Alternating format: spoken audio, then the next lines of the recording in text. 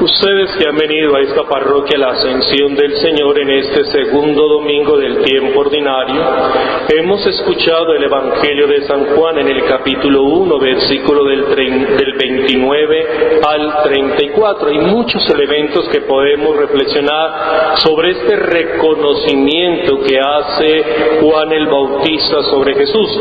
Yo solamente me quiero quedar en uno de los tantos títulos que aparece acá en este texto, y es el Cordero de Dios. Esa figura de Cordero de Dios no es de nuestra cosecha, no es de la cosecha del cristianismo, es una figura del Antiguo Testamento.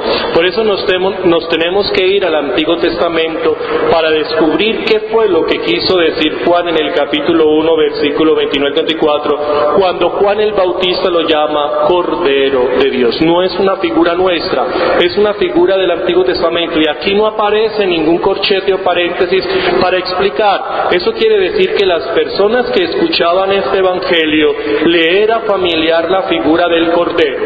Si nosotros nos vamos a Éxodo capítulo 12, versículo 46, descubrimos cómo los judíos empiezan a perpetuar la liberación de Egipto a través de una liturgia que se llama Pascua. Cogían un cordero macho, sin ningún defecto, sin ningún hueso que se quebrara, de tal forma que reflejara la liberación del pueblo de Israel de esa esclavitud en Egipto. Y esa mentalidad de un cordero que refleja la liberación lo está poniendo Juan, el evangelista, en esa imagen que tenemos de Jesús crucificado. Entonces, ¿qué hace Juan con su comunidad? Los está enfocando en la cruz y está diciendo, esa muerte de Jesús es aquello que simbolizaba el Cordero Pascual. Jesús era inmáculo, sin mancha, no le quebraron ningún hueso en su crucifixión, lo cual lo hace semejante, o el Cordero era una figura previa de lo que sería Jesús muerto en la cruz, liberando a la humanidad. Por eso dice que quitará el pecado del mundo. Entonces, ¿qué está haciendo el Evangelio de Juan? Está centralizando la imagen o la figura del crucificado a su comunidad. Aparece también los textos, y leímos ahorita uno de ellos en la primera lectura, lo que llaman los discursos o los signos del siervo de Yahvé, que son tres, en el capítulo 49, en el capítulo 50 y en el capítulo 53 de Isaías, que sería muy bueno que lo lean. Capítulo 49, capítulo 50 y capítulo 53 de Isaías. ¿Qué hace? Empieza a reflejar lo mismo, el sufrimiento del siervo de Yahvé, que no sabemos quién es el siervo de Yahvé. Según los intelectuales dicen que era Ciro, un rey persa que liberó al pueblo de Israel para que reconstruyera nuevamente su nación, pero eso no se sabe quién es el siervo de Yahvé. El siervo de Yahvé es sufriente, el siervo de Yahvé que fue maltratado, humillado, que le quitan sus ropas, que se encuentra en torno a una jauría de mastines, que no abre su boca ante azotes, ante insultos. Es decir, todo lo que estaba reflejando Isaías 49, 50 y 53 encaja perfectamente con la muerte de Jesús, convirtiéndose en el siervo de Yahvé, una muerte salvadora, una muerte reconciliadora. Mire usted cómo es eso interesante, como un acontecimiento del siglo I encaja perfectamente con un texto escrito alrededor del siglo VIII antes de Cristo, sobre todo en esos textos del 49, 50 y 53 que los llaman el siervo de Yahvé. En otras palabras, ¿qué es lo que está diciendo el evangelista San Juan? Aquel que quiera reconocer la salvación de Jesús lo debe de hacer en la cruz. Y leas el mismo Juan en el capítulo capítulo 3, versículo 14, ¿qué le está diciendo a Natanael? Sí, será reconocido cuando sea levantado. Así como Moisés levantó a la serpiente, así el Hijo del Hombre será levantado. Y lo mismo se repite en el capítulo 12, versículo 28, versículo 32. Lo mismo se repite en el capítulo 8, versículo 28 y 19, 39, cuando dice que es traspasado por ese soldado y dice verdaderamente este es Hijo de Dios. En otras palabras, no nos podemos desprender de Jesucristo y este crucificado. ¿Y eso por qué es importante? Hoy sí tiene mucha validez. Porque, hombre, hoy se está haciendo un discurso no solo en las sectas, sino aún dentro de la Iglesia Católica, con un alto nivel de aceptabilidad por parte de los cristianos católicos, en los cuales se les está diciendo que Jesús libera, sana, que el Señor libera a su pueblo de todos sus problemas, entonces de enfermedades, de sufrimientos, y empiezan lo que son las misas de sanación, las misas de liberación, congresos de por qué van a liberar algunos pecados transgeneracionales, un montón de cosas que no tienen cabida en el discurso católico. Tendrá cabida en algún otro pensamiento pseudocristiano, pero en el catolicismo no cabe, y eso lo están predicando sacerdotes católicos, personas católicas formados en el catolicismo, sin responder a una teología católica. Yo le voy a preguntar algo. ¿En qué parte del Nuevo Testamento dice? ¿En qué parte dice? Yo sufrí por ustedes y aquel que me siga nada le pasará, nunca se enfermará, todos los problemas se le solucionarán. ¿Dónde dice eso? En ninguna parte. Mientras que si usted lee Marcos capítulo 16 o capítulo, ese es Mateo, Marcos capítulo 8, más exactamente capítulo 8 versículo 34, Marcos capítulo 8 versículo 34 y sus paralelos, porque está Mateo capítulo 16, dice: aquel que quiera ser discípulo mío, eso dice Marcos 8 34, Marcos 8 34, aquel que quiera ser discípulo mío, ¿qué tiene que hacer? Tome su cruz y sígame. ¿Ve?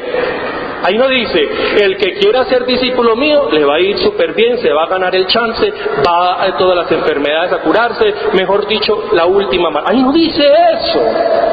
Lo que dice es, si usted va a ser discípulo mío, no crea que le va a ser fácil, va a tener que tomar su cruz, asumir su cruz, pero yo le garantizo que en esa lucha diaria yo le haré victorioso. Eso sí no lo ha dicho, eso sí lo dijo él.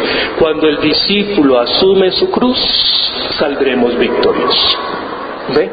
Por eso yo creo que sí es muy delicado que iglesias como estas católicas, donde viene tanta gente, y se les diga que van a hacer un congreso para pedir por sanación y que para liberación, etcétera, y la gente esté asistiendo masivamente. Yo creo que eso sí da mucho que pensar, sobre todo cuando nuestras iglesias católicas están siendo presididas por un crucifijo. Y cuando tenemos en el Evangelio de Marcos, Mateo, Lucas y Juan que la centralidad del cristianismo no es un Jesús glorioso, sino que la centralidad del cristianismo es la salvación del mismo Dios, hecho hombre, muerto en una cruz y resucitado.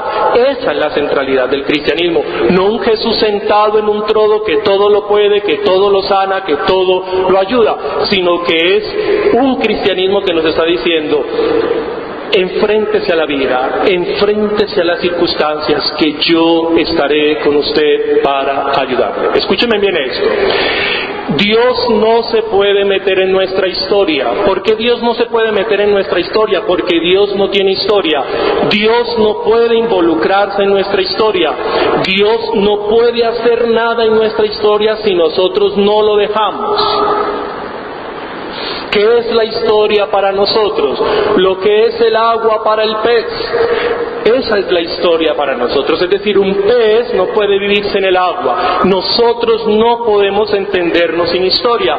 Nosotros aprendemos y nos desenvolvemos como seres humanos a través del espacio y el tiempo. Dios no tiene espacio, Dios no tiene tiempo, por lo cual Dios no puede entrar a nuestra historia cuando Él quiera, porque Él no tiene espacio y no tiene tiempo, por muy poderoso que sea. Dios, por muy poderoso que sea, no puede entrar a nuestro espacio y nuestro tiempo. Por eso nosotros tenemos que predisponernos a Él. Por eso Él necesita de nuestra buena voluntad y de nuestra predisposición a su proyecto, porque es la única forma de que Él interviene en la historia. ¿Cómo se desarrolla la historia? La historia se desarrolla a través de las decisiones. La especificidad humana es decidir. Nosotros estamos en esta realidad histórica es para decidir. Esa es nuestra razón de ser. Nosotros, ¿para qué existimos? Para decidir. Ningún ser decide, solo nosotros decidimos qué queremos ser y cómo debe de desarrollarse nuestro entorno. En esas decisiones no está la mía única, existen otras decisiones, y hay decisiones buenas y hay decisiones malas. Otras personas pueden hacernos contrapeso hacia nuestras decisiones, es decir, que las circunstancias y la historia puede ser favorable, pero también puede ser adversa. ¿Y qué nos dice Dios? ¿Qué nos dice Dios? Que cuando nosotros tomamos correctas decisiones y estamos predispuestos a su voluntad, nos triplica las bendiciones. Pero cuando las decisiones son adversas y el mal existe en nuestro espacio, en nuestro tiempo, entonces Él nos dice a través de la muerte en cruz, que esa es la grandeza de Dios, que no nos puede quitar el mal, porque el mal se desarrolla y se encarna a través de nuestras decisiones personales. Que no puede quitarnos el dolor, porque el dolor se desarrolla a través de ese espacio y tiempo, pero nos ha dicho que nos acompaña, y ante el mal, ante las malas decisiones, ante la no posibilidad que se va desarrollando con las malas decisiones que tomamos, dice Dios que va a sacar algo bueno. Historias. Le hace la historia de Moisés. Lo exponen a una realidad peligrosísima, lo salva, se salva de él, por suerte, y ¿qué hace Dios? Saca un líder para liberar a su pueblo. José es vendido por sus hermanos. Dios no podía hacer nada, lo venden. ¿Y él qué hace? Manipula la circunstancia de José para luego salvar al pueblo de una hambruna que debe existir. Miren a su hijo, al Hijo de Dios. El Hijo de Dios clavado en una cruz. Es imposible que alguien pueda decir que Dios quería que su hijo muriera en la cruz. Eso es imposible, porque si alguien dice que Dios quería que su hijo muriera en la cruz, amiguito, yo creo que entonces esto no tiene sentido, porque estamos adorando a un Dios peligrosísimo. Porque si eso le hace a su hijo, ¿qué no nos va a hacer a nosotros? Si alguien llega a decir que Jesús tenía que morir en la cruz, María, nosotros estamos aquí perdiendo el tiempo, mijo, y nos estamos exponiendo a que nos den bien duro. Porque si así volvió a su hijo, entonces ¿qué no va a hacer con nosotros? Por eso nosotros no podemos aceptar la idea de que Jesús tenía que morir en una cruz. No, señor. Mas, ¿por qué muere en una cruz? Porque lo decidimos, porque los seres humanos a través de sus decisiones tomaron esa alternativa de crucificarlo. ¿Qué hace Dios? ¿Lo vencen? No. Inmediatamente lo resucita. ¿Dios nos iba a reflejar la resurrección? Sí. ¿Cómo? No se sabe, pero nos lo iba a reflejar. Y eso es lo que nos dice el cristianismo. El cristianismo no está aquí para que nosotros nos engañen y nos empiezan a decir que Dios todo lo puede, que Jesús todo lo quita. No. Es que es imposible cuando tenemos una imagen de esas. Por eso da tristeza cuando uno escucha oraciones como esta, o a veces la dicen por los programas, ay, que Dios hizo que mi esposo saliera del alcohol, hizo que mi hijo saliera de la drogadicción, que el Señor arregló mi hogar. Y yo, pues maravilloso, pero eso no tiene sentido. porque ese no es el cristianismo. No. Entonces, ¿cómo es el cristianismo? Es así, escúcheme bien. Señor, me casé con una persona que conocí, fulano de tal, en tal circunstancia. Creí que iba a desarrollar un proyecto con esta persona. Es una persona que se entrega al alcohol, nos hace aguantar hambre, no tenemos a veces con qué pagar o con qué cubrir las necesidades. Señor, ilumíname, guíame, ¿yo qué puedo hacer? Yo te voy a decir francamente, Señor, que sí quisiera meterlo a la licuadora y prender el botón y ver cómo se vuelve rojita, pero no puedo, Señor, porque tenemos el 5º mandamiento. Pero, Señor, ilumíname, ¿yo cómo puedo hacer? O haz algo, que a él le pase algo, o que a ella le pase algo, y que reaccione y que se dé cuenta de lo que está sucediendo. ¿Ve la diferencia de oración? Es muy diferente a decirle, Señor, que mi esposo salga del alcohol. Por favor, no haga esa oración que es muy mañezuda y no pertenece a esa realidad. Usted tiene un hijo. Señor, es por eso venimos a misa. Señor, hoy supe que mi hija se está drogando. Supe que mi hija está destruyendo su cuerpo. Yo la cuidé con tanto cariño, le cuidé su cuerpito, miraba que estuviera bien, la sé, ella sufría alguna gripita, alguna alergia, inmediatamente corría para donde el pediatra. Le buscábamos, Señor, y cómo es posible ahora que ella o él tienen que administrar su cuerpo, y cómo es posible, Señor, que me entero que es un drogadicto, que me entero que es una drogadicta. ¿Cómo es posible, Señor, que todo el esfuerzo que yo hice durante 12, 13, 14 años, hoy no esté recogiendo nada? ¿Qué puedo hacer, Señor? Ilumíname, Señor. Muy distinto a decirle, Señor, saca a mi hijo de la droga, y él todavía hundiéndose más. ¿Quién vuelve a creer? Yo no. Entonces por eso es que la gente dice, es que Dios no me escucha, es que Dios me abandonó, es que esto es un castigo de Dios. Ay, claro, es que yo estoy pagando los pecados del abuelo, de la abuela. Pues claro, vienen esas bobadas que dicen, tú tienes que pagar los pecados transgeneracionales porque tu hijo es un drogadicto. ¡Ven, mentiras! Eso no es verdad. Usted no está pagando los pecados de nadie. Ese muchacho que se está drogando no hay por qué. Ese esposo que no sé por qué está consumiendo alcohol y dejando la familia empobreciendo. No sabemos, pero que podemos hacer algo, sí.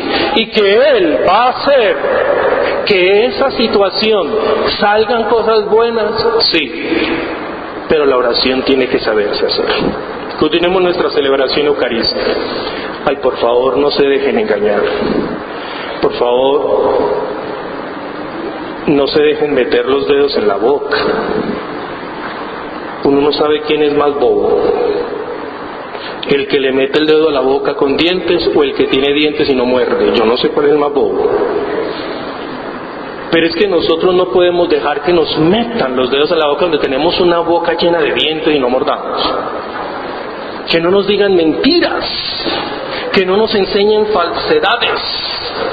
Y mucho menos nosotros que somos católicos. No se le olvide nunca. Nos tenemos que enfrentar a los problemas, sí. Tenemos que hacerle frente a las dificultades, sí. Nadie quiere tener problemas. A mí nunca me gustan los problemas. A mí no me gustaría tener problemas. Yo quisiera vivir una vida dichosa, feliz, tranquilo, en la playa, acostado, tomando agua de coco, y que una gente me haga así con unas capratas. A mí me fascinaría. Pero esa no es la vida. La vida hay que lucharla, hay que levantarse temprano, hay que trabajar. Hay gente que lo entiende a uno, hay gente que no lo entiende a uno, hay gente de todo. Pero lo más hermoso no es eso, sino que nuestro Dios nos dice, no se angustie, no tire la toalla, no se vaya a desanimar. Por muy difícil que sean las dificultades, yo lo sacaré victorioso. Qué hermoso es. Para uno ver la gente que grita, amén, súbase por las paredes, bájese por las paredes, que se tiran al suelo, amén, aleluya, que... Ay, no, uno no tiene que hacer nada de eso. Solo venir a unos rituales como estos, cerrar sus ojos, cantar, levantar sus manos, arrodillarse y decirle a Dios, necesito que esté a mi lado. necesito que me acompañe, porque la vida hay que lucharla. Y a veces es difícil, a veces uno no sabe qué hacer, pero yo necesito que usted esté ahí.